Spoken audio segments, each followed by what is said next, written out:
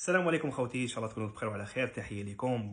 فيديو جديد، والفيديو هدايا على بالي باللي كاين ناس بزاف ما يعجبهمش، مي حبيت نلحق هذه الرساله وتديها عبره وستيني اكسبيريونس جوزتها انا ومديتها لك ليك انت بلاش. خويا العزيز، حذاري ثم حذاري ثم حذاري. وشنو هو؟ لي زونطرينمون تاعك تروح تونطريني وانت ماك ماكل والو. علاه؟ طفله ولا ولد؟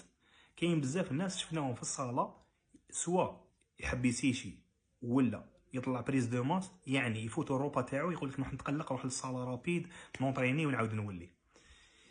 مي ما على بالوش بلي نسبه السكر في الدم تاعو ما يبالوش وين يلاحقها. اسكو كلا مليح العيا تاع الخدمه بلا كان في القرايه. ليسونسيال خويا كاين بزاف تحكمهم ايبوغليسيمي في الصاله، كاين بزاف. وهاد السمانه ولا هاد 15 يوم دازو علينا دوكا في الصاله هبطت لهم ايبوغليسيمي. خويا العزيز شوف، نصيحه ليك تاع فراك ولا نصيحه ليك اختي، قبل ما تروحي كولي حاجه تاع كربوهيدرات. قبل ما تروحي للصاله ولا قبل ما تروح للصاله نتايا ضرب حاجه تاع كربوهيدرات. خويا العزيز ما تلعبش بروحك، باسكو نعطيك واحد المعلومه اللي ما على بالكش بها. شتكي يهبط لك السكر اليوم باغ اكزومبل لا سيونس هذه هبط لك السكر، درت لاشو تاع درت ايبوغليسيمي، يعني هبط لك السكر في الجسم تاعك.